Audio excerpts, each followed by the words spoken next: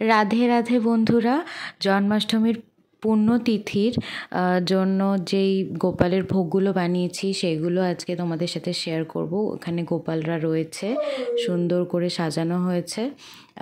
সেগুলোই আগে একটু দেখিয়ে নিই, আগে ওদেরকে দেখিয়ে নিই, যেহেতু আজকে ওদের দিন তাই জন্য আগে ওদেরকে দেখিয়ে নিই। শুধু ওদের না, সিংহাসনে যতগুলো ঠাকুর রয়েছেন, গুরুদেব থেকে শুরু করে লোকনাথ বাবা থেকে শুরু করে সবাইকেই দেখিয়েছি।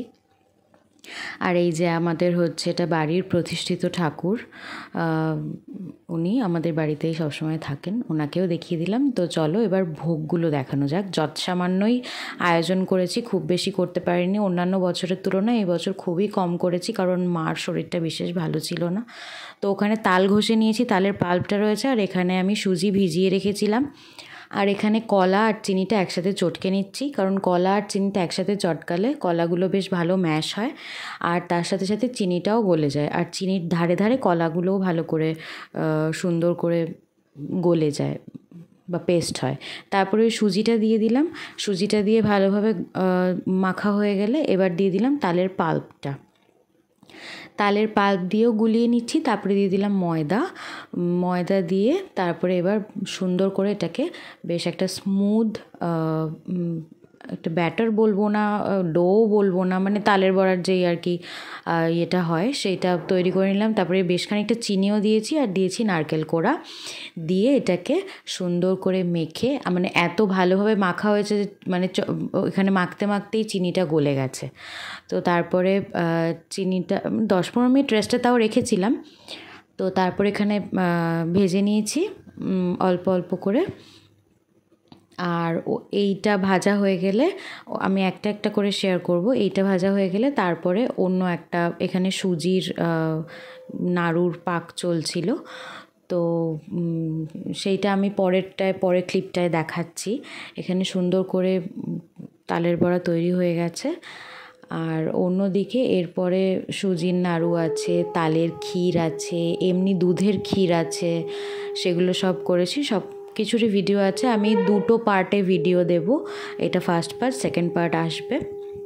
আর এখানে সুজির নাড়ুর জন্য সুজি ভেজে রেখেছে মা হালকা করে, আর এখানে নারকেল কোরানো রয়েছে, আর দুধটাকে 500 গ্রাম মানে 500 ml দুধ আমি জাল করে নিচ্ছি। আর অন্যদিকে তালের পাল্পের থেকে তালের পাল্প কিছুটা নিয়ে সেটার মধ্যে নারকেল কোড়া দিয়েছি, দিয়ে একটু তেজপাতা দিয়েছি, দিয়ে সেটাকে ভালো করে শুকনো কড়াইতেই নাড়ছিলাম।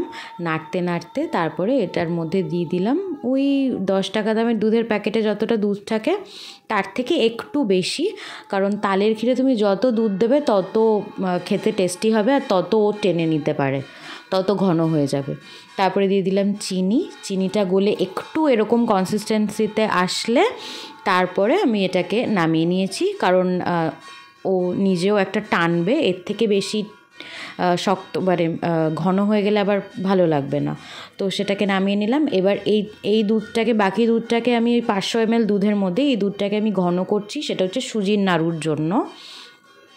এখানে সুজি তো ভেজে রেখেছিলাম, আগেই দেখালাম। তালের ক্ষীরটাও রেডি হয়ে গেছে। তো তারপর এখানে মা ভালো করে, এটা মা করছিল ক্ষীরটা,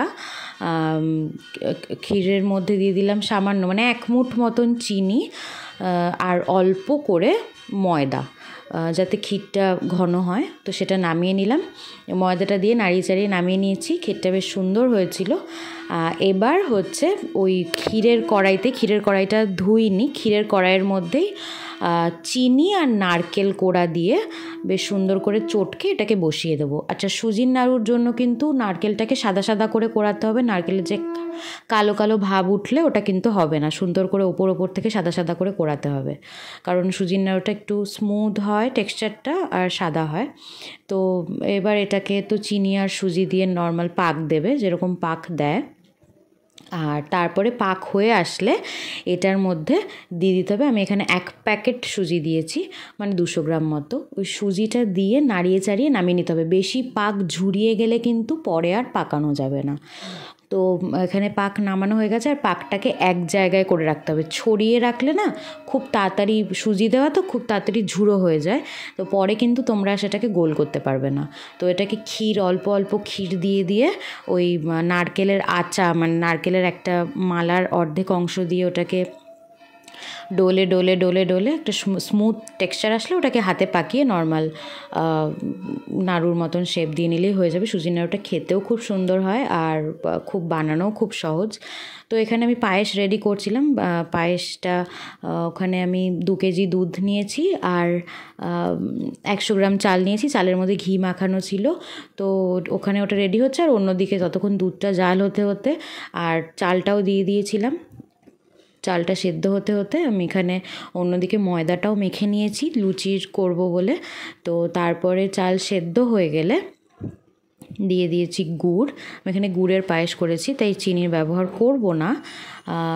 গুড় দিয়েছি, গুড়টা ভালোভাবে গলে আসলে, তোমাদেরকে আগে আমি পায়েসের ভিডিও যখন শেয়ার করেছিলাম তখন বলেছিলাম যে আমরা গুড়ের পায়েসে কোনো রকম কোনো তেজপাতা বা এলাচ বা কাজু কিশমিশ দিই না। গুড়ের নিজস্ব একটা ফ্লেভারটা যাতে